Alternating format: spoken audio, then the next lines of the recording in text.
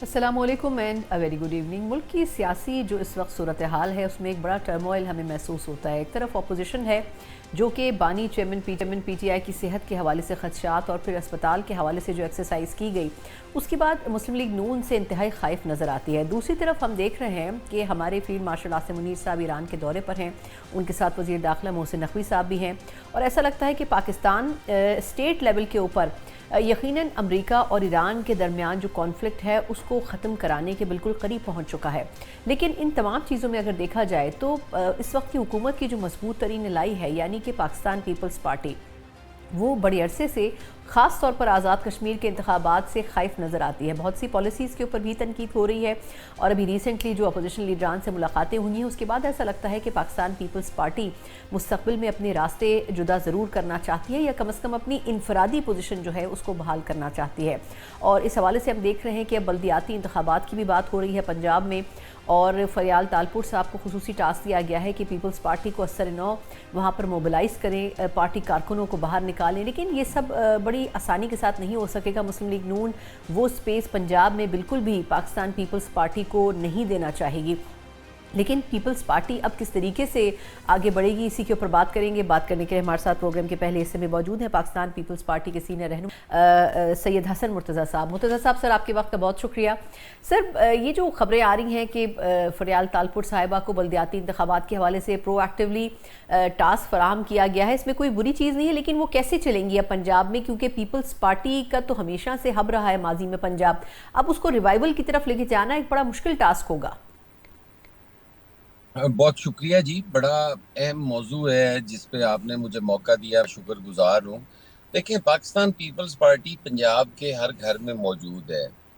Punjab peoples party किसी जगह पे भी इस तरह से कमज़ोर नहीं है कि उसको रिवाइव ना किया जा सके। हाँ, ये एक जो कुछ अदवार के अंदर पीपल्स पार्टी को बाकायदा तौर पे कमज़ोर किया गया, उसके इलेक्टेबल्स उससे ले लिए गए। फिर मुल्की हालात कुछ इस किस्म के थे। फिर उनमें पाकिस्तान पीपल्स पार्टी को सख्त फैसले लेने पड़े। और सबसे जो ज्यादा अहम चीज थी, पाकिस्तान पीपल्स पार्टी का कारकुन हमेशा विक्टिमाइज होता रहा पीएमएलएन से। जब इस मुल्क के लिए, रियासत के लिए, जमहूर के लिए, जमहूरियत के लिए हमें पीएमएलएन के साथ बैठना पड़ा, वो हमारे लिए सबसे मुश्किल फैसला था जो हमारे कारकुनों ने कभी भी उसको कबूल नहीं किया।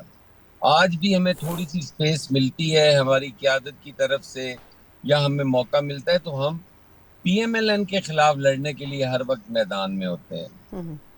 और फिर हमारी सीटें छीनी गई पंजाब के अंदर। इस 2024 के इलेक्शन में पंजाब के अंदर सीटें छीनी गई। आप देखेंगे उस वक्त के पीपल्स पार्टी में लोग आ रहे थे 24 के इलेक्शन से पहले, तो एक आईपीपी खड़ी कर दी गई। लोगों को उधर डंप करते रहे, लेकिन पीपल्स पार्टी में ना आने दिया गया। अब पीपल्स पार्टी जिन हलकों में मौजूद है, वहां पे हमने हारे हुए हलकों में भी हमारे वोट बैंक मौजूद है। मतलब है, अगर हम कोई, मेरे वाली सीट है, मेरा एमएनए है, मेरे साथ वाले हलके का एमपीए है, कायरा साहब है, चौधरी मंजूर साहब है, नदीम अफजल चंद साहब हैं। काफी सारे हमारे ऐसे लोग हैं जिन्होंने 70+ वोट भी लिए हुए हैं। तो हमें तो थोड़ा सा मोबिलाइज करने की जरूरत है, अपने कारकुन को बताने की जरूरत है कि हम इलेक्शन किन के मुकाबले में लड़ने जा रहे हैं।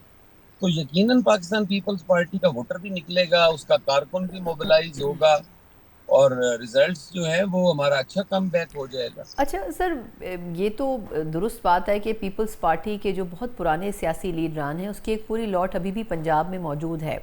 तो आप क्या समझते हैं कि क्या कुछ सियासी शख्सियात को वापस भी लाया जाएगा? जनूबी पंजाब के हवाले से भी बड़ी बात हो रही है, तो क्या कम अज़ कम उस पर आप गिरफ्त अपनी रखेंगे? मतलब स्ट्रैटेजी कैसे अपनाएंगे? फरियाल तालपुर साहिबा सिंध से आ रही हैं, लेकिन ऑब्वियसली वो पंजाब को स्टडी तो करेंगी, तो आप लोगों का तरीक़ाकार क्या होगा? क्योंकि मरियम साहिबा तो पूरी कोशिश करेंगी कि जो बल्दियाती सिस्टम है वो भी उनके ही ज़ेर असर रहे।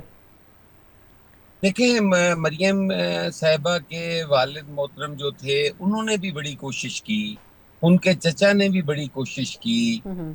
जनरल जियाउल हक ने भी बड़ी कोशिश की, मुशर्रफ ने भी बड़ी कोशिश की, अयूब ने भी बड़ी कोशिश की, जहिया ने भी बड़ी कोशिश की। कोशिश करना तो हमारे मुखालफिन का हक है ना, हम्म। वो अपने लिए करेंगे और कोई पॉलिटिकल पार्टी किसी को स्पेस नहीं देती।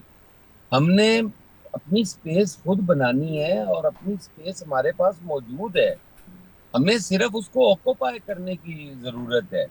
तो इंशाल्लाह ताला पीपल्स पार्टी जो है वो आने वाले दिनों में आप देखेंगे। अभी हम्म। अभी रह के गई हैं इस्लामाबाद के अंदर, हम्म। तो एक मेला लगा होता था, लोग राब्ता कर रहे थे, कुछ ज्वाइनिंग्स भी हुई, और इंशाल्लाह ताला सितंबर में वो वापस आएंगी। तो आप देखेंगे कि पंजाब की बड़ी कदावर शख्सियात भी जो है वो पीपल्स पार्टी को ज्वाइन करेंगी और चेयरमैन बिलावल भुट्टो की के कारवां का हिस्सा बनेगी। दुरुस्त। अच्छा सर, ये आज़ाद कश्मीर में क्या सिचुएशन है? वहाँ से तो खबरें आ रही हैं कि नून लीग अपने तौर पर गवर्नमेंट बनाना चाह रही है। पीपल्स पार्टी को भी कोई ख़ास इससे फ़र्क पड़ता है? जिस तरह आप लोगों ने जीबी में अपनी गवर्नमेंट फॉर्मेशन की, तो क्या आप समझते हैं कि वहाँ अपोजिशन पे बैठना कोई इसमें मुजायका नहीं होगा? देखिए, मैं तो समझता हूँ कि तमाम तर धांधली के बावजूद भी हमें वहां से हरा नहीं पाए। हम्म। अगर आप सीटों की अददी अक्सरियत भी देखें तो पंजाब की 10 सीटें निकाल दें तो उनके पास कितनी रह जाती हैं। पंजाब की दस हम्म। सीटें हम्म। निकालें तो उनकी बाकी सीटें आप देखें कि वो कितनी मौजूद हैं उनके पास। हम्म। मेरा ख्याल है वो कोई 16-17 के करीब आ जाते हैं। हम्म। और पाकिस्तान पीपल्स पार्टी 12 सीटें लेके बैठी है। फिर हमारे जो रनर अप है हम्म। वो पीपल्स पार्टी के हैं, और वो कितने कितने मार्जिन से हारे हैं। ये तो देखें, आज धांधली हुई है, कल को फिर इलेक्शन कोई भी आएगा तो पीपल्स पार्टी ही कश्मीर की जमात है। कश्मीर के अंदर पीपल्स पार्टी को कोई पॉलिटिकल पार्टी जो है वो फिर फ्री इलेक्शन के अंदर हरा नहीं सकती। तो ये इंशाल्लाह ताला पंजाब की सीटों पे भी हम मेहनत करेंगे और वो भी होगा। पीपल्स पार्टी तो एक तहरीक का नाम है, हम तो हमेशा जद्दोजहद पे यकीन रखते हैं। इलेक्शन हमने लूज किया, इंशाल्लाह ताला आने वाले इलेक्शन में हम वहां भी कम बैक करेंगे। सही। अच्छा, अब आपके ख्याल में सर, इस वक्त की जो सिचुएशन है विफाक में, सूबों की बहस हो रही है, मुझे याद पड़ता है हमने पहले भी आपसे ये चीज़ डिस्कस की थी, लेकिन आपने कहा था अभी तक ऑफिशियली कोई चीज़ सामने आई नहीं है। आपको लगता है कि जिस तरह अभी तारिक फजल चौधरी साहब ने भी एक दिन पहले स्टेटमेंट दिया कि जी अगर नई यूनिट्स की ज़रूरत है तो बनने में कोई हर्ज नहीं होना चाहिए, फिर ख्वाजा आसिफ साहब अभी कुछ दिन पहले ये तक कह गए कि जी अगले इलेक्शन तो दूर की बात है, उससे पहले ये काम हो जाएगा। तो ऐसा क्यों है कि खामोश भी है नून लीग और बैक एंड के ऊपर ये काम भी चल रहा है, लेकिन पार्टी जो पीपल्स पार्टी है उसको एतमाद में नहीं लिया जा रहा? देखिए, पाकिस्तान पीपल्स पार्टी तो पहले दिन से बड़ी क्लियर है कि आप लोगों की मर्जी और मंशा के अलावा जो काम भी करोगे, हम्म। खास करके जो इस किस्म की तकसीम करोगे, तो उस पे रिएक्शन आएगा जो मुल्क के लिए फायदेमंद नहीं है। तो हम तो कहते हैं कि ये कोई आइन से मुतसादम चीज नहीं है, इस पे डिबेट करवा लें, इस पे कंसेंसस पैदा कर लें। अगर आपको लोग कहते हैं बना दो तो हम्म। बना दें, लेकिन इस आइन को जिस पे आप कह रहे हैं कि 73 के आइन पे ये सिस्टम कोलैप्स कर गया है, भाई मुझे ये तो बताएं इस पे आपने अमल कितना किया है, इसको पनपने का मौका कितना दिया है। हम्म। 73 के कॉन्स्टिट्यूशन को कभी कोई ताला आजमा जो है वो गिरा देता था, कभी कोई हमारा जो जुडिशियल मार्शल लॉ होता था हम्म। उसमें कह दिया जाता था कि आइन में आपको अमेंडमेंट का किसी भी ताला आजमा को हक दे दिया जाता था। बल्कि ये कह दिया जाता था कि जो चीज आपका दिल आए वो कर दो। यहाँ पे LFO आए, यहाँ पर पता नहीं कौन कौन से अमेंडमेंट्स लाई गई और इसको तोड़ा फोड़ा गया। आज इस सिस्टम को गिला दे रहे हैं। काश इसके साथ आप उन जिम्मेदारान को भी कटहरे में खड़ा करते कि ये वो लोग हैं जिन्होंने इस सिस्टम को तबाह किया है, बर्बाद किया है। हम्म। तो मैं नहीं समझता कि सिस्टम कोलैप्स कर गया है। हमने उस सिस्टम को चलने भी नहीं दिया, उस पर अमल दरामद भी नहीं किया। आपने तो लोकल बॉडीज नहीं करवाए, आपने तो एनएफसी के बाद पीएफसी नहीं किया। आपने कौन सा ऐसा काम है जो किया हो जिससे इस आइन का मुकम्मल तौर पे नफाज हो सके? सही। सर लेकिन आपके ख्याल में ये सिचुएशन अब उस पॉइंट पर चली गई है कि पीपल्स पार्टी की शिकायत खुलकर अब हर दूसरे दिन सामने आ रही हैं। ऐसे में ये जो अपोजिशन लीडरों से मुलाकातें थी बिलावल साहब की और एक ग्रैंड अलायंस बनने की बात हो रही है, तो इसको हम पीडीएम से कितना मुशाबहत दे सकते हैं जो माजी में आपको याद हो पीटीआई के दौर में बनाई गई थी? देखिए, ऐसा इत्तेहाद होता मुझे तो नहीं नजर आ रहा कि कोई ऐसा बड़ा इत्तेहाद बनने जा रहा है। चेयरमैन बिलावल की जो कर्टसी वो था कि वो उनके पास गए, तो चेयरमैन बिलावल का तो हमेशा पार्लियामान की बालादस्ती के लिए, सुपरमेसी के लिए, उसकी सॉवरेनिटी के लिए उनकी कोशिशें हमेशा रहती हैं। और वहाँ भी उन्होंने उनको पार्लियामान के अंदर, कमेटीज के अंदर अपनी शमूलियत को यकीनी बनाने का बोला। उनको कहा कि आपकी शमूलियत से जो गैर आईनी इकदाम हो रहे हैं उनमें रुकावट पैदा हो सकती है। हमें इशू बेस्ड पॉलिटिक्स करनी चाहिए। हमें ठीक है, अपनी क़यादत है, उसकी आज़ादी के लिए हर कारकुन का फर्ज है, हक है वो जद्दोजहद करे, लेकिन उसके साथ साथ जो पार्लियामानी किरदार है उसको भी फाल किया जाए। तो ऐसी चीजें थी जो उन्होंने जाके इनिशिएटिव लिया, और वो पहले भी लेते रहते हैं। आपने देखा होगा, जब जब भी जरूरत पड़ी, चेयरमैन बिलावल भुट्टो ने और पाकिस्तान पीपल्स पार्टी ने अपना किरदार अदा किया। सही। अच्छा सर, लास्ट फ्यू क्वेश्चन है कि आपके ख्याल में जो भी पीटीआई का पूरा एक फेज़ हुआ गवर्नमेंट के साथ, आपको क्या लगता है कि इसमें अब खबरें ये आ रही हैं कि जी नवाज शरीफ साहब ने इजाज़त नहीं दी खान साहब का इलाज होने की शिफा हॉस्पिटल में, आपको क्या लगता है कि इस मामले को इतनी ज़्यादा हवा देने की ज़रूरत थी क्या? नहीं, ये तो एक नूरा कुश्ती है जी। उनका एक नया एनआरओ होने जा रहा है।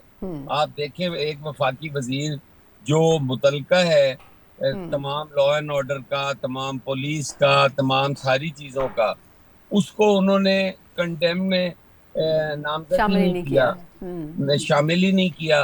बाकियों को तो मैं समझता हूँ वो तो एक नूरा कुश्ती चल रही है, और वो उन दोनों जमातों ने एक नया एनआरओ करना है और वो होने जा रहा है जी।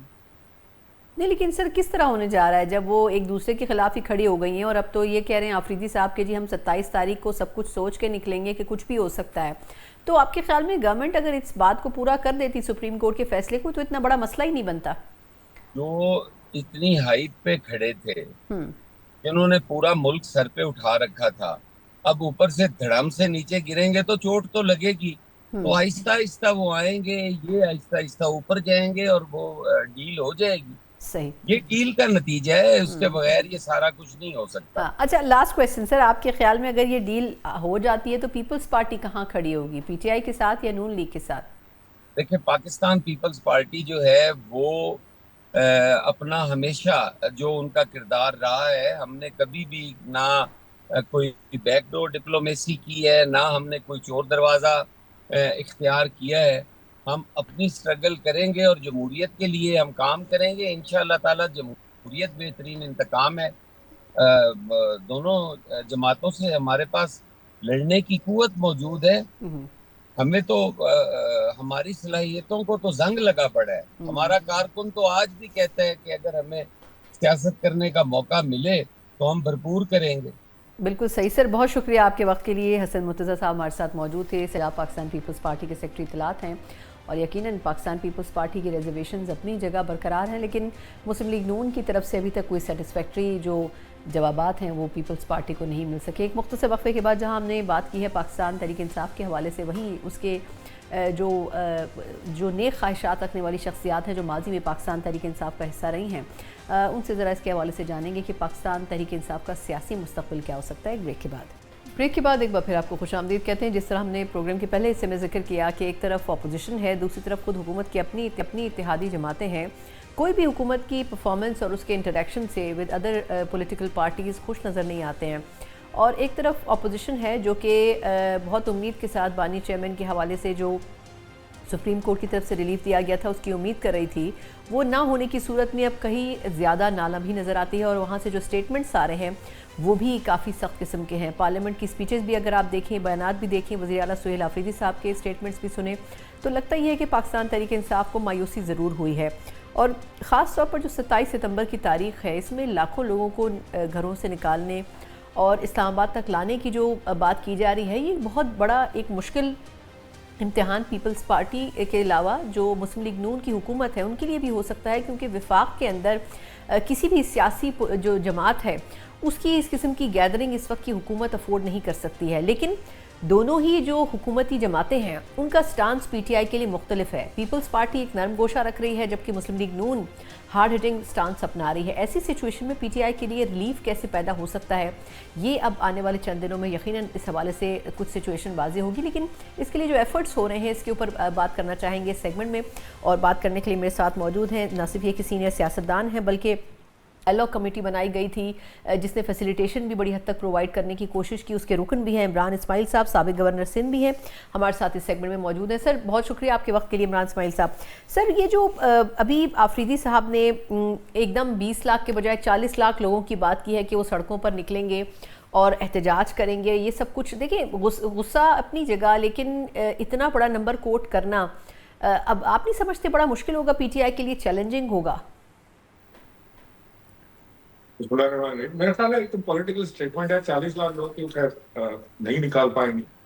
बस एक अगर कोई अच्छा शो भी कर जाए तो मैं समझता हूँ कि बड़ी बात है, क्योंकि पीटीआई ने पिछले 3 साल में कोई काबिल जिक्र ऐसा शो नहीं कर सके, पावर स्ट्रेंथ शो नहीं कर सके जिससे हुकूमत प्रेशर में आए। वहां सिवाय एक दफा जो अटेम्प्ट हुई अली अमीन जिंदा के जमाने में, उसमें कुछ ऐसा प्रेशर थोड़ा सा आया था, लेकिन वो भी जायद हो गया प्रेशर। तो मैं समझता हूँ कि सुहेल आफरीदी साहब जो है वो अगर उन्हें कुछ करना होता तो अब तक कर लेते। वो अब तारीख पे तारीख दिए जा रहे हैं कि वो 27 को आएंगे तो 28 को आएंगे। अब 27 तारीख की कितनी जरूरत है यार के सामने। मेरा ख्याल है कि रास्ता जो है वो जोर जबरदस्ती और ये सारा कुछ पीटीआई ने देख लिया है, तो रास्ता जो है हम कब से कह रहे हैं कि ये डायलॉग के जरिए ही निकलेगा। नहीं, लेकिन इमरान साहब सर माजरत आपकी बात काट रही हूँ, अगर वो तारीख ना दें तो क्या करें सर? पीटीआई ने जितनी दफ़ा भी कहा जी डायलॉग होंगे, बातचीत होगी, पीटीआई ने कहा आए बातचीत करते हैं, लेकिन गवर्नमेंट ने उसके बाद रिस्पॉन्स नहीं दिया ना। उस दिन भी शहबाज शरीफ साहब ये कह रहे थे कि जी हम चाहते हैं मुज़ाकरात करना, लेकिन मुज़ाकरात के ऊपर कोई बात नहीं करते। नहीं देखिए, नंबर 1 तो ये कि शहबाज शरीफ से मुज़ाकरात करने के कोई फायदा भी नहीं होगा। मुज़ाकरात तो होने हैं, जो 2 हरीफ हैं, एक इमरान खान और एक एस्टैब्लिशमेंट, उसके दरमियान मुज़ाकरात होंगे तो बात आगे चलेगी, तो बात आगे चलेगी।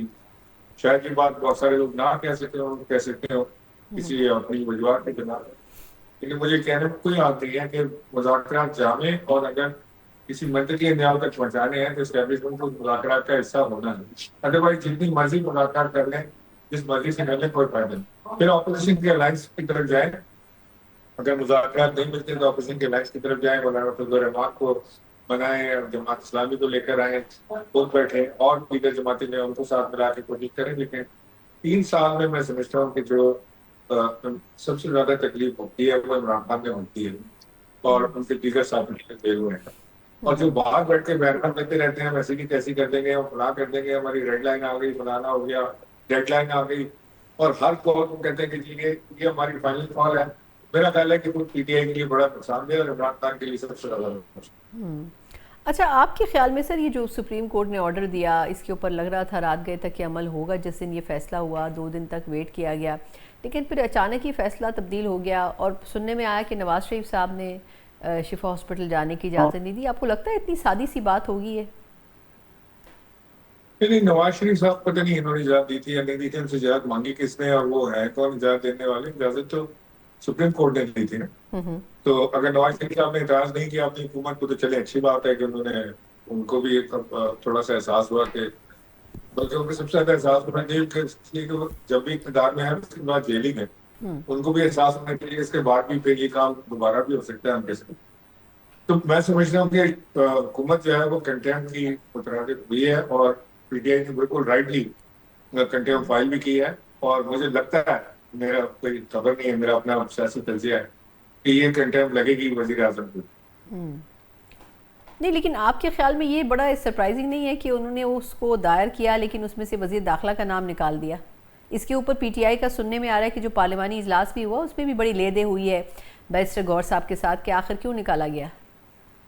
देखिए, सीधी सी बात है, बैरिस्टर गौर साहब के साथ जो है वो पता लगता है कि वो मोहसिन नकवी साहब के मुज़ाकरात या बातचीत उनके साथ चलती रही है, और अलीमा खान ने कई बार खुद भी कहा है, बैरिस्टर गौर ने भी बात को तस्लीम किया, खुद मोहसिन नकवी साहब भी कह चुके हैं कि मेरी बात। मैं समझता हूँ कि बड़ी खुशाइन चीज है कि अगर मोहसिन नकवी के थ्रू ही सही कि अगर बातचीत का आगाज हो जाए और कोई आखिरकार रिजल्ट से निकल सके, तो उसमें कोई अर्ज नहीं। और पीटीआई ने बिल्कुल सही स्टेप लिया है मोहसिन नकवी साहब का नाम उसमें ना डाल के, क्योंकि इस वक्त वही एक रास्ता है, जो जरिया है जो उन्हें उस रास्ते पे ले जा सकता है जो नेगोशिएशन की तरफ जाता है। अच्छा सर, आपके ख्याल में इस वक्त की जो सिचुएशन है इसमें गवर्नमेंट ने बड़े मुख्तलिफ स्टांस रखे, मतलब एक तरफ राना सनाउल्लाह साहब और बाकी कुछ लोग ये कहते रहे कि हम इस फैसले में नहीं पड़ेंगे जो कोर्ट की तरफ से आया है, लेकिन दूसरी तरफ वजीर कानून जो थे वो अपील करने भी पहुंच गए। आपके ख्याल में ये जो डुअल पॉलिसी थी इसकी ज़रूरत क्यों महसूस की गई? नहीं, मेरा ख्याल है कोई पॉलिसी नहीं थी, ये लैक ऑफ कोऑर्डिनेशन है। सब अपनी अपनी बात कर रहे थे, वज़ीर आज़म के पास शायद टाइम नहीं होगा कि सबको बुला के ब्रीफ करते कि क्या जवाब देना क्या नहीं जवाब देना, इस इम्पोर्टेंट चैप्टर के ऊपर, और हर एक ने अपनी अपनी कहानी की। पीएमएलए तो भी कई धड़े हैं, कई लोग एक धड़े से ताल्लुक रखते हैं, दूसरे से तीसरे से, वो भी अपनी अपनी कहानियां करते हैं। लेकिन एक्चुअली जो ऑफिशियल स्टांस आया है वो तो लॉ मिनिस्टर की तरफ से आया है। मैं समझता हूँ कि लॉ मिनिस्टर साहब को भी ये समझाना चाहिए हुकूमत को, तो वो कंटेम्प्ट के मुताबिक हुए, उनको ये नहीं काम करना चाहिए था, और वो इस में सारे के सारे फंसेंगे। ये आप मेरे से लिख के रख लें, मैं आपको गारंटी करता हूँ ये कंटेम्प्ट इनके ऊपर लगे। तो सर कंटेम्प्ट के बाद फिर ये समझा जाए कि ये शुरुआत हो सकती है प्राइम मिनिस्टर साहब को घर भेजने की? हमें याद है इससे पहले भी गिलानी साहब के साथ भी ऐसे ही कुछ हुआ था। शुरुआत तो उसी दिन हो गई थी जिस दिन मोहसिन नकवी का बयान आया था कि सिस्टम कोलैप्स हो गया, सिस्टम आगे नहीं चल सकता। शुरुआत तो उसी दिन हो गई थी, और अब हर गुजरते दिन के साथ उस शुरुआत का मजीद एक स्टेप आगे जा रही है मामला। लेकिन तो मैं समझता हूँ हाँ सर, लेकिन आप बड़ी जिस तरह एक तरीके से तहम्मुल और कामनेस के साथ आप बात कर रहे हैं, अगर पीटीआई का स्टांस हम सुने तो वो बड़े इस वक्त एग्रेसिव हुए हैं। आप समझते हैं कि इस वक्त मौके से फ़ायदा उठाने के बजाय अगर एग्रेसिवली सड़कों पर आया जाएगा तो इससे हम मतलब गवर्नमेंट के साथ जो इदारे हैं उनको भी हम मुश्किल में डाल देंगे? देखिए, मैं बड़ा पछताता हूँ कि मुझे पीटीआई छोड़नी पड़ी। मैं अगर इस वक्त पीटीआई में होता तो मैं हरगिज़ ये काम न करने दूँ। मैं इस वक्त पीटीआई के पास सुनहरा मौका है बातचीत का आगाज करने का। खान साहब को जाकर बताए, समझाए, बाहर जो मामला हैं चाहे मोहसिन नकवी से हो या और कोई तरीका हो उससे तय करें। ये मामला तय हुए बगैर काम नहीं हो। तो पीटीआई के पास सुनहरा मौका है, लेकिन ये हर बार एग्रेशन दिखाना, और ये एग्रेशन दिखाता कहाँ? जो पाकिस्तान से बाहर अमेरिका में बैठे हुए हैं, जापान में बैठे हुए हैं, कहीं और इंग्लैंड में बैठे हुए हैं, खुद साथ वो जर्नलिस्ट ने अपने यूट्यूब चैनल बना लिया, वो एग्रेशन दिखाते हैं। जो पाकिस्तान में है वो तो एग्रेशन कोई नहीं दिखा रहा। सही। अच्छा, ये जो ऐसी सिचुएशन में सर एक और मसला भी चल रहा है जिसके ऊपर पीपल्स पार्टी भी थोड़ी नाराज़ है गवर्नमेंट से, वो नए सूबों की बात है। अब आप खुद सिंध में हैं, आप समझते हैं इस चीज़ को कि ये बड़ा ज़रूरी है। पीटीआई ने तो इसमें पंजाब और केपी में करारदादें भी उनके दौर में मंजूर हुई हैं। आपको क्या लगता है पीपल्स पार्टी इस इशू के ऊपर कुछ सियासी लेदे करेगी? देखिए, मुझे तो ये लगता है कि इस वक्त बिल्कुल 100% मूड बन गया है सूबे बनाने का, और जो मुकदरा है वो कन्विंस्ड है कि सूबे बनाने से ही मुल्क में जो निज़ाम है इसको बेहतर बनाया जा सकता। और मैं उससे काफ़ी हद तक एग्री भी करता हूँ कि ये छोटे सूबे मुल्क में होने चाहिए, लेकिन सिंध की जो सेंसिटिविटीज़ हैं उसको भी ख्याल थोड़ा सा रखें। ऐसा ना हो कि हम जबरदस्ती ठोसने की कोशिश करें ठोसने की, और वो कोई काम खराब हो जाए बजाय बेहतर होने की। क्योंकि सिंध में रिजल्टमेंट बहुत है, और पीपल्स पार्टी पूरा पूरा पूरा उसको रिजेंट कर रही है, रेजिस्ट कर रही है। तो अगर मेरा ख्याल है कि इसमें थोड़ी डिबेट की जरूरत है, लेकिन बहरहाल हल जो है वो यही है, जो मैं एग्री करता हूँ मोहसिन नकवी की बात से कि ये सिस्टम कोलैप्स कर गया, नए निज़ाम की जरूरत है। नए निज़ाम कोई व्हील रीइन्वेंट करने की जरूरत भी नहीं है इसमें। ये हमारे सामने रखा हुआ कि छोटे जो यूनिट्स हैं वो बने और फिर उसके बाद मामला आगे चले। सर आपके ख्याल में इसमें एमक्यूएम का स्टांस कितना एक्सेप्टेबल होगा पीपल्स पार्टी को, क्योंकि पंजाब में तो पीपल्स पार्टी चाह रही है नए सूबे बने, लेकिन सिंध में वो कहते हैं कि ना कभी इस हवाले से असेंबली में कोई करारदाद आई, ना आपके पास 2/3 मेजॉरिटी है, सिंध को हम तकसीम नहीं होने देंगे। तो ये जो दोहरा मयार है, ये आप नहीं समझते कि आखिर इसकी वजह क्या है और कब तक पीपल्स पार्टी इसके ऊपर स्टैंड कर सकती है? इन्होंने नहरों के मामले में भी यही किया था। देखिए, अपने लोग नहरों पे भी इतने सेंसिटिव थे, उसमें क्या प्रॉब्लम थी अगर सारों को नहरें मिल जाती। जो जहाँ तक एमकेएम का सवाल है ना, तो मैं समझता हूँ कि एमकेएम तो अपनी आइडेंटिटी हो चुकी है, उनके पास तो ना पब्लिक सपोर्ट है, ना वो उनको कुछ समझ आ रही है, अंदर उनके लड़े बने हुए हैं, लड़ाइयाँ चल रही हैं, उनको कुछ संभाल नहीं पा रहे। सो वो जो बात एमकेएम कर रही है सूबों की, तो एमकेएम जब बनी थी जब से वो सूबा बनाने की कोशिश कर रहे हैं, तो वो चाह रहे थे स्टैंड फॉर इट, और इस वक्त सपोर्ट भी मिल रही है, तो they will go for the सूबा। मेजॉरिटी की जहाँ तक बात है, जब आएंगे उनको मौका तो सही। अच्छा सर, लास्ट फ्यू क्वेश्चंस हैं। आपके ख्याल में इस वक्त ये जो आपने जिस तरह भी इशारा भी किया कि जब कोलैप्स करने की सिस्टम बात हुई थी, तो उसके बाद से लगता नहीं है कि हुकूमत के हालात अच्छे हैं, लेकिन ये जो कुछ एजे के इलेक्शंस में हुआ, उससे पहले जीबी के इलेक्शंस में हुआ, उससे तो लगता है कि बहुत सी चीज़ों की अंडरस्टैंडिंग पहले से मौजूद थी। आपके ख्याल में फिर उसके बाद इस तरह का सिस्टम और उसमें कामयाबी हासिल करना, हुकूमत बनाना, तो मुस्लिम लीग नून तो पूरी कोशिश कर रही है कि उसकी पीपल्स पार्टी की जो डिपेंडेंसी है वो ख़त्म हो जाए। देखिए, मेरी कहीं बात हो रही थी किसी साहब से, तो मैंने उनसे कहा कि 5 साल हो गए शहबाज शरीफ साहब को इक़्तिदार, और इन 5 सालों में उन्होंने कोई पॉलिटिकल एक्टिविटी नहीं की, कोई पॉलिटिकल ग्राउंड गेन नहीं किया। उनके पीछे 4 आदमी नहीं खड़े पब्लिक में, वो उनके पास हल्के नहीं है जहाँ से वो इलेक्शन जीत सकें, अपनी पार्टी के लिए दुआ सकें। आज भी अगर उनको ये जरूरत पड़ती है कि जब गिलगित बल्तिस्तान में इलेक्शन हो, तो वहाँ पे पीटीआई को डिस्क्वालीफाई कराया जाए, उनके बंदों को जेल डाल दें, फलाना कर लें, यानी जो हुकूमती हथकंडे होते हैं वो आजमाने पड़ते हैं। तो इसका मतलब है कि आपकी ग्राउंड रियलिटी तो है नहीं, जीरो है। तो फिर शहबाज शरीफ हो या कोई और हो, आप हो या मैं, उससे क्या फर्क पड़ता है? बंदे हमारे पीछे भी नहीं होते, पीछे भी नहीं, तो शहबाज शरीफ से बेहतर चेहरे तो अंदर आ सकते हैं, मिल सकते हैं।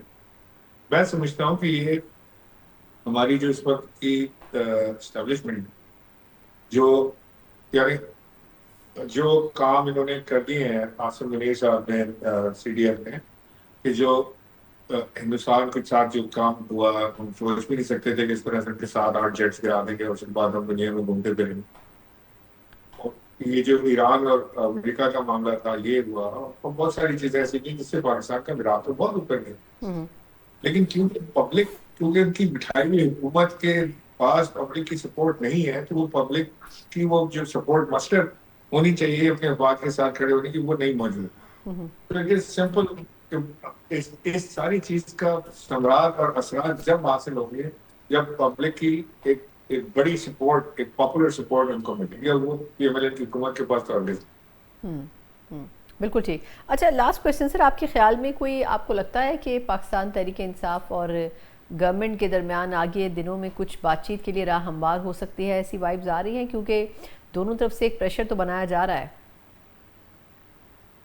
देखिए, बातचीत में अगेन आपसे वही कह रहा हूँ कि गवर्नमेंट और तहरीक इंसाफ में बातचीत बिल्कुल होनी चाहिए, लेकिन प्रॉब्लम यह है कि पाकिस्तान तहरीक इंसाफ के पास नेगोशिएटर्स या बातचीत करने वाले तजुर्बेकार सियासतदान नहीं है मौजूद, और जो लोग आगे हैं उनके पास शायद वो सियासी तजुर्बा नहीं है जिसकी जरूरत है। 12 वैसे गौर मैं देखता हूँ कि वो बड़ी मेहनत और कोशिश कर रहे हैं, मेरी दुआ है अल्लाह से कि वो कामयाब हो। सही, बहुत बहुत शुक्रिया सर आपके वक्त के लिए। साबिक गवर्नर सिंध हमारे साथ इमरान मौजूद थे, और दुआ गो हैं कि पाकिस्तान तहरीक इंसाफ के लिए रास्ते खुलने चाहिए, लेकिन इसमें बड़ी हद तक डिपेंड करती है कि सिचुएशन, हालात किस तरफ जाते हैं, और आया हुकूमत और अपोजिशन बातचीत करने के लिए बैठते हैं या फिर नहीं। एक मुख्तसर वक्फे के बाद एक और कॉन्फ्लिक्ट, यानी ईरान और अमेरिका का कॉन्फ्लिक्ट, जिसके लिए फील्ड मार्शल आसिम मुनीर साहब ईरान का दौरा कर रहे हैं। आज कुछ अहम मुलाकातें भी की हैं, इस पर बात करते हैं ब्रेक के बाद। Welcome back. एक तरफ सियासी तब्दीलियां और दूसरी तरफ फील्ड मार्शल आसिम मुनीर साहब का दौरा ईरान, उसमें वज़ीर दाखिला भी उनको अकम्पनी कर रहे हैं, और यकीनन पिछले कुछ महीनों के दौरान 2-3 मरतबा फील्ड मार्शल आसिम मुनीर साहब जा चुके हैं, लेकिन इस मरतबा भी यकीनन कुछ ना कुछ इंपॉर्टेंट डेवलपमेंट्स की तरफ ये मामला जाता हुआ दिखाई दे रहा है। किस हद तक इसकी उम्मीद की जा सकती है? कंसिस्टेंटली हम एक डिले देखते आ रहे हैं अमेरिका और ईरान के मुमकिन मुहाइदे में, कितना इसमें पाकिस्तान अपना किरदार अदा कर सकता है, इसी के ऊपर बात करेंगे। इस सेगमेंट में बात करने के लिए मेरे साथ हैं senior defence analyst air marshal retired Saeed Mohammad Khan sahab. Saeed साहब, सर आपके वक्त का बहुत शुक्रिया। सर, वैसे तो बड़े अरसे से हम मुआहदा, बातचीत और ये सारी चीज़ें देख रहे हैं, सुनने में आ रही हैं, और फील्ड मार्शल साहब इससे पहले भी ईरान का दौरा कर चुके हैं। आप क्या समझते हैं कि इस मरतबा जो उनकी ईरानी वज़ीर दाखिला से मुलाकात हुई है, बातचीत हो रही है दीगर हाई ऑफिशियल से, क्या इसमें असल हो सकता है रीज़न, मामला किस तरफ जाता हुआ देख रहे हैं? बिस्मिल्लाहिर्रहमानिर्रहीम। सना साहिबा, पहले तो आपका बहुत शुक्रिया कि आपने अपने प्रोग्राम में इनवाइट किया। देखिए, ये मेरे नज़दीक जो है ना, इस वक्त बहुत ही टाइमली और बहुत ही इम्पोर्टेंट विजिट है फील्ड मार्शल का ईरान को, क्योंकि एक स्टेलमेट कंडीशन आ चुकी है कि जिसमें हम ये देख रहे हैं कि अमेरिका जो है ना वो डेस्परेट होता जा रहा है, और वो ये फील कर रहा है कि गो कि वो इस इलाके से निकलना चाहता है, लेकिन उसको कोई एक इस तरह की सिचुएशन नहीं मिल रही जिससे वो यहाँ से बाइज्जत तौर पे निकल सके। सो जहाँ जब वो मिलिटरीली फेल हो गया है तो वो अपनी इकोनॉमिक सैंक्शंस को और सिवियर करना चाहता है। और पूरी दुनिया जो है ना वो इस वक्त इस इंतजार में है कि जब ट्रेजरी सेक्रेटरी सुबह एक अमेरिका में एक पैकेज का ऐलान करेंगे तो वो पैकेज जो है वो पूरी दुनिया के लिए कितना नुकसानदेह होगा। देखिए, ये जो जंग है ये अब एक ऐसी स्टेट में जा चुकी है कि दोनों कंट्रीज के लिए, सना साहिबा, ये अब अनअफोर्डेबल होती जा रही है। अमेरिका जो है ऑलमोस्ट $1 बिलियन अ डे के हिसाब से खर्च कर रहा है इस जंग के ऊपर, इसको सस्टेन करने के लिए। और इसी तरह जो ईरान है उसकी जो इनकम है जो कि ऑयल और गैस से थी वो तकरीबन 90% तक रिड्यूस हो चुकी है। और इसी वजह से मेरा ख्याल है कि अब दोनों ममालिक ये चाहते हैं कि ये जो हमारे दोस्त हैं वो फिर बीच में पड़े और दोबारा किसी किस्म का कोई मुआहदा हो जो कि क्या कहते हैं दोनों कंट्रीज को एक्सेप्टेबल हो। मेरे ख्याल में पहले कतर ने और इजिप्ट ने बहुत कोशिश की मीडिएट करने की, लेकिन ईरान का उनके ऊपर कोई कॉन्फिडेंस नहीं था।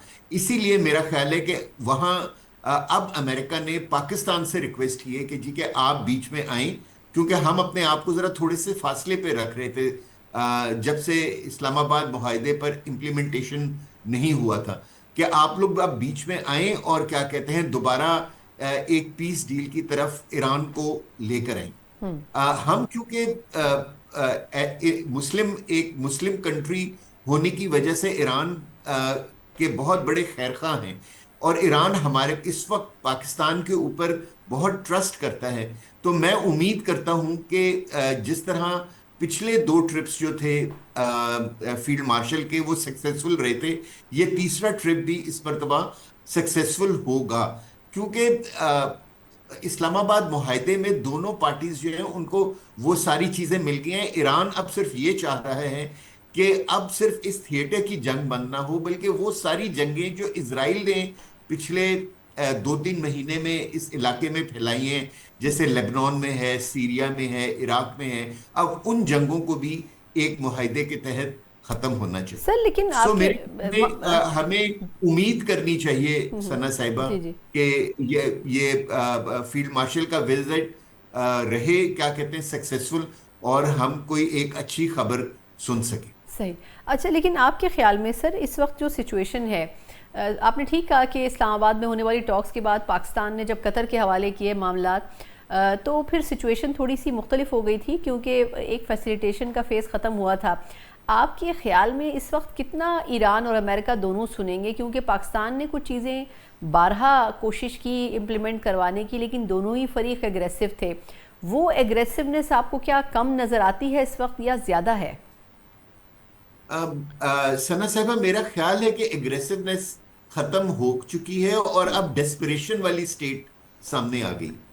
अमेरिका जो है वो डेस्परेट इसलिए है कि प्रेसिडेंट ट्रंप को बहुत बड़ी पॉलिटिकल कीमत अमेरिका में अदा करनी पड़ रही है इस जंग की। वो अपनी पॉपुलैरिटी के उस लेवल पर आ गए हैं कि जहां वो कभी भी अपनी पॉलिटिकल लाइफ में नहीं रहे। वो ऑलमोस्ट 32% पर हैं इस वक्त, और कोई भी सिटिंग प्रेसिडेंट के लिए ये एक बहुत लो पॉपुलैरिटी परसेंटेज है। दूसरी तरफ जो ईरान है, वो मिलिटरीली तो ये जंग दुनिया की नजर में जीत चुका है, लेकिन उसको जो नुकसान हो रहा है, क्योंकि 90% ऑफ उसकी जो एक्सपोर्ट थी, जो ऑयल और गैस की थी, वो बिल्कुल खत्म हो गई है। और ये जो एक्सेसिव बॉम्बिंग हुई है, जिसमें 40,000 से ज्यादा सॉटीज अमेरिका और इसराइल ने फ्लाई की हैं, उन्होंने जो इंफ्रास्ट्रक्चर है ईरान का, वो बड़े बहुत बुरी तरह डैमेज किया है। चाइना और रशिया जो है वो डायरेक्टली इस कॉन्फ्लिक्ट के अंदर नहीं आना चाह रहे। रशिया तो खैर यूक्रेन में मसरूफ है, लेकिन चाइना अपनी पॉलिसी की वजह से डायरेक्टली इस कॉन्फ्लिक्ट के अंदर इंटरवीन नहीं कर रहा। सो मेरे ख्याल में इस वक्त ईरान के लिए भी प्रेगमेटिक सबसे बड़ी चीज ये है कि वो ये अपने आप को इस जंग को खत्म करे और किसी और दिन का इंतजार करे जब वो सब कुछ हासिल कर सकता है। इस्लामाबाद एमओयू के तहत उसके ऊपर जो 47 ईयर्स से सैंक्शंस लगी हुई थी, पाकिस्तान ने वो सारी सैंक्शंस रिमूव करवा दी। और अगर इस्लामाबाद एमओयू पे दोबारा दोनों कंट्रीज का इत्मीनान बहाल हो जाता है और उसको इम्प्लीमेंट करने को तैयार हो जाती हैं, तो इससे बेहतर पैकेज जो है ईरान को आजकल की सूरत हाल में नहीं मिलेगा। अच्छा। देखिए, आप अपनी मिलिट्री विक्ट्री को इतना लंबा नहीं खींचते स्ट्रेटेजिकली भी, कि वो विक्ट्री जो है वो खुद ब खुद डिफीट में तब्दील हो जाए। अच्छा सर, इस वक्त आपके ये एक और चीज़ भी मैं आपसे जानना चाहूँगी कि एक तरफ तो बहरी जो अमरीकी बहरी जो इक्विपमेंट है, जो ऑफिसर्स हैं, उनके हवाले से भी खबरें आ रही हैं कि वो भी अब तंग आ चुके हैं इस पॉलिसी से, उनको भी वापस जाना है। लेकिन दूसरी तरफ फ़ंड्स अगर देखें तो अमेरिका में वो फ़ंड्स दस्तयाब नहीं है, इसकी भी बड़ी शॉर्टेज है। ये जंग वाकई आपने ठीक कहा, उनको महंगी पड़ रही है। लेकिन इस हवाले से एक आखिरी सवाल और भी कि आपको क्या लगता है कि इस वक्त जो क्राइसिस है, फिर उसमें मिड टर्म इलेक्शन की बात भी हो रही है, तो ट्रम्प साहब के खिलाफ उठने वाली आवाज़ें जो बड़ी हैं, उससे आपको क्या लगता है कि मकबूलियत का ग्राफ नीचे भी हो सकता है या इनके मवाक़से तक बात जा सकती है? जी, अगर प्रेसिडेंट ट्रम्प ये मिड टर्म इलेक्शंस हार जाते हैं तो he will lose his majority in the senate and Congress. और अगर वो चीज हो जाती है तो फिर तो मुआवजे की तरफ बिल्कुल चीजें जाएंगी। क्योंकि देखिए, प्रेसिडेंट ट्रम्प की जो हुकूमत करने का तरीका है वो अमेरिकन लॉ से बहुत इख्तलाफ करता है।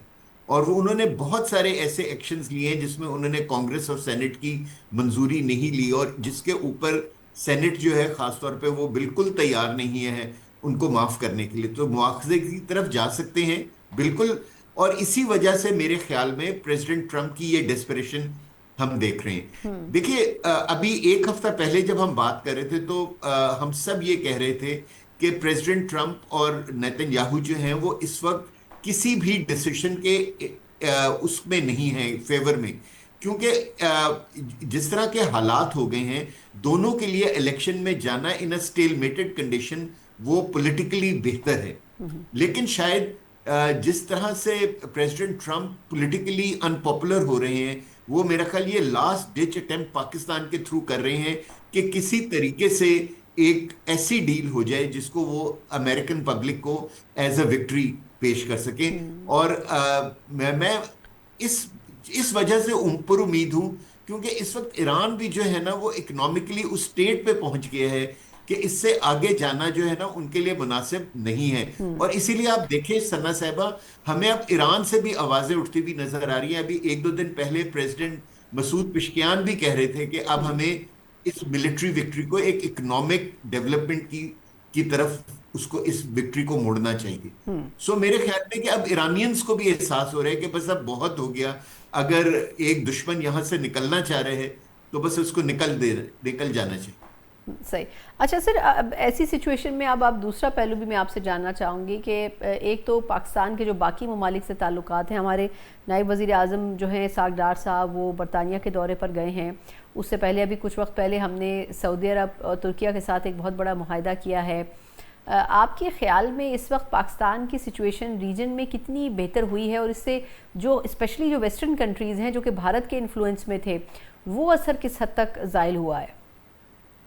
बहुत ज़्यादा। मेरे ख्याल में ये जो हमने अपनी डिप्लोमेटिक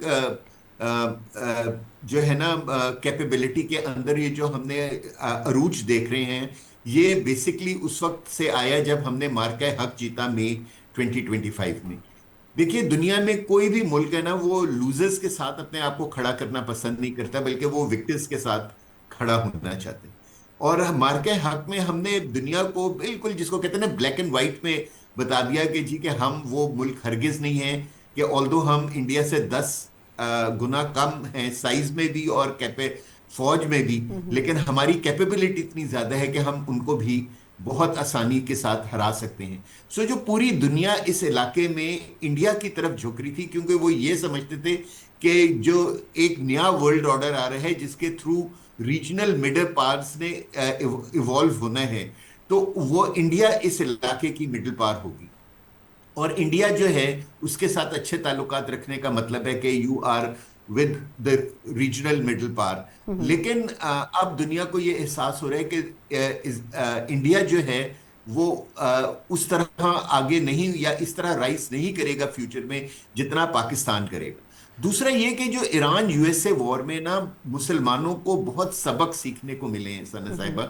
एक तो सबक ये मिला है गल्फ को और मिडिल ईस्ट को कि अमेरिका जो है वो उनको फुल प्रूफ सिक्योरिटी प्रोवाइड नहीं कर सकता, बेशक वो उससे ट्रिलियंस ऑफ डॉलर्स के वेपन्स ले लें। और दूसरा ये कि इजराइल जो है वो bull in the China shop है, और अगर इजराइल किसी भी मुल्क के साथ इस इलाके में एग्रेशन करता है नाजायज तरीके से, इंटरनेशनल लॉज को फ्लाउट करते हुए, तो फिर भी अमेरिका जो है ना वो उस मुल्क का साथ नहीं देगा, बल्कि इजराइल का साथ देगा, और उसके खिलाफ जो भी दुनिया आवाज उठाएगी उसको सैंक्शन कर देगा। सो जब ये रियलिटी समझ में आ गई हैं, तो अगर आप देखें तो अब गल्फ में और खासतौर पे मुस्लिम कंट्रीज के अंदर ये एहसास बहुत तेजी से बढ़ रहा है कि जी कि अब हमें रीजनल अलायंसेस की तरफ बढ़ना चाहिए।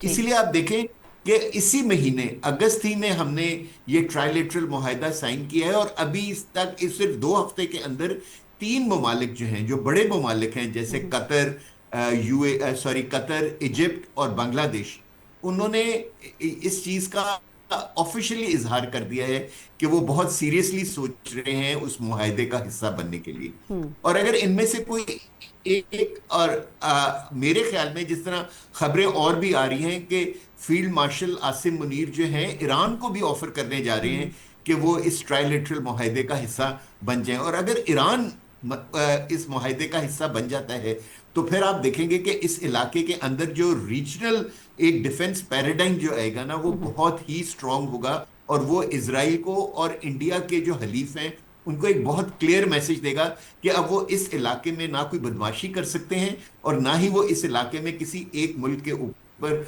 हमला करके अपने आप को, अपने बॉर्डर्स को बढ़ा सकते हैं, जैसे कि इजराइल पिछले 3-4 महीने से कर रहा है। बिल्कुल ठीक sir, thank you so much sir for your time. ये मार्शल रिटायर सईद मोहम्मद खान साहब डिफेंस एनालिस्ट हमारे साथ थे। बहुत ही कॉम्प्रिहेंसिव एनालिसिस था। इस वक्त की सिचुएशन में पाकिस्तान का जो किरदार है, कोई दो राय नहीं है कि बहुत बढ़ चुका है, लेकिन पाकिस्तान को एक बैलेंस भी रखना होगा तमाम ममालिक के साथ, और यही एक बड़ा टास्क हो सकता है। इसी के साथ ही प्रोग्राम के वक्त ख़त्म होता है। मुझे इजाज़त दीजिए, अल्लाह हाफ़िज़।